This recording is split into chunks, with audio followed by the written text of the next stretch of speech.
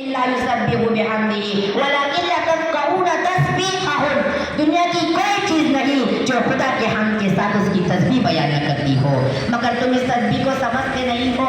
مثلا قرآن میں، جیسا کہ قرآن مثلا حدیث میں فرمایا کہ پانی جب تک چلتا رہتا ہے تسبیح کرتا رہتا ہے، درخت جب تک سرسبز رہتا ہے تسبیح کرتا رہتا ہے، حتیٰ کہ کنکر پتھر بھی یاد الہی میں مصروف ہے۔